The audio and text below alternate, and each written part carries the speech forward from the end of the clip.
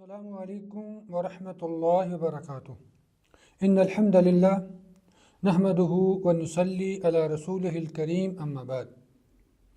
حضرت انس بن مالک رضی اللہ تعالیٰ عنہ سے روایت ہے کہ رسول اللہ صلی اللہ علیہ وسلم نے فرمایا لا تباغضوا ولا تحاسدوا ولا تدابروا وکونوا عباد اللہ اخوانا۔ ایک دوسرے کے مقابلے میں بغض نہ رکھو، ایک دوسرے کے مقابلے میں حسد نہ کرو، ایک دوسرے کے مقابلے میں قطع تعلق نہ کرو اور اللہ کے بندے بھائی بھائی بن جاؤ۔ اس حدیث میں حسد کرنے والے کے مقابلے میں اس پر حسد کرنا منع فرمایا گیا ہے، تو اس شخص پر حسد کرنا بدرجہ اولا حرام ہوا جو تم پر حسد نہیں کرتا۔ حسد کا معنی ہے کسی شخص پر اللہ کی نعمت کے زوال کی تمنا کرنا کہ یہ نعمت اسے کیوں ملی، یہ اس سے چھن جانی چاہیے، پھر خواہ وہ حسد کرنے والے کو ملے یا نہ ملے۔ قباحت کے لحاظ سے حسد کے کئی درجے ہیں۔ سب سے بدتر یہ ہے کہ کسی شخص کو اللہ تعالیٰ نے جو نعمت دے رکھی ہے اس سے چھن جانے کی تمنا کے ساتھ ساتھ یہ کوشش بھی کرے کہ وہ نعمت اس سے چھن جائے۔ پھر بعض کی کوشش ہوتی ہے کہ اس سے چھن کر مجھے مل جائے، اور بعض کو اس سے کوئی غرض نہیں ہوتی، بلکہ وہ اس پر خوش ہوتے ہیں کہ اس کے پاس یہ نعمت نہیں رہی۔ دوسرا یہ کہ عملی طور پر تو اسے نقصان پہنچانے کی کوشش نہ کرے، لیکن دل میں یہ خواہش رکھے کہ اس کے پاس یہ نعمت نہ رہے۔ یہ دونوں صورتیں حرام ہیں، اور سورہ فلق میں ایسے حاسدوں کے شر سے پناہ مانگنے کی تلقین فرمائی گئی ہے۔ وَمِن شَرِّ حَاسِدٍ إِذَا حَسَدَ، اور حاسد کے شر سے پناہ مانگتا ہوں جب وہ حسد کرے، یعنی حسد کے تقاضے کے مطابق زوال نعمت کی خواہش رکھے یا اس کے لیے عملی کوشش بھی کرے۔ حسد کی ایک صورت یہ ہے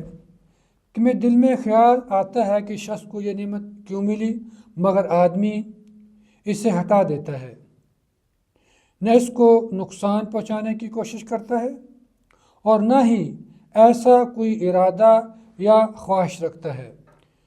کہ وہ اس سے وہ نعمت چھن جائے۔ اس پر مواخذہ نہیں، ایسے خیالات آ ہی جاتے ہیں کیونکہ انسان کی طبیعت میں یہ بات رکھ دی گئی ہے کہ اس بات کو پسند نہیں کرتا کہ اس کا کوئی ہم جنس کسی خوبی میں اس سے بڑھ کر ہو۔ تو جو شخص ایسے خیال آنے پر انہیں دور کرنے کی کوشش کرے اور محسود کے ساتھ احسان کرے، اس کے لیے دعا کرے، اس کی خوبیاں عام بیان کرنا شروع کر دے تاکہ دل میں اس بھائی کے ساتھ حسد کی بجائے اس سے محبت پیدا ہو جائے، تو اس کے ایمان کے اعلیٰ درجے کی علامت۔ حسد حرام ہونے کی وجہ یہ ہے کہ حاسد دراصل اللہ تعالیٰ پر ناراض ہوتا ہے کہ اس نے اسے وہ نعمت کیوں دی، پھر بندے پر اس کے کسی جرم کے بغیر ناراض ہوتا ہے کیونکہ اس نعمت کے حصول میں اس کا کچھ اختیار نہیں۔ تو حاسد دراصل اللہ کا بھی دشمن ہے، اللہ کے بندوں کا بھی دشمن ہے۔ حسد کا علاج یہ ہے کہ یہ سوچے حسد کا نقصان دین و دنیا میں حسد کرنے والے ہی کو ہے، محسود کا کوئی نقصان نہیں، نہ دنیا میں نہ دین میں، بلکہ اسے دین و دنیا میں حاسد کے حسد سے فائدہ ہی حاصل ہوتا ہے۔ دین میں فائدہ یہ ہے کہ مظلوم ہے، خصوصاً جب حاسد قول یا عمل سے اسے نقصان پہنچانے کی کوشش کرے، قیامت کو اسے ظلم کا بدلہ ملے گا اور ظالم حاسد نیکیوں سے مفلس رہ جائے گا۔ اور دنیاوی فائدہ یہ ہے کہ لوگوں کی دلی خواہش یہ ہوتی ہے کہ ان کے دشمن غم، فکر اور عذاب میں مبتلا رہیں، اور حاسد جس عذاب اور مصیبت میں گرفتار ہے، اس سے بڑی مصیبت کیا ہو سکتی ہے؟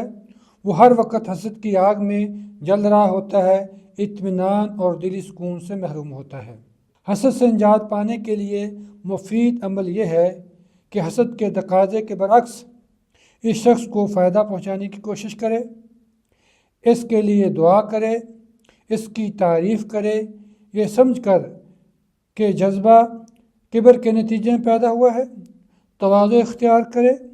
اللہ کی رضا پر راضی رہے،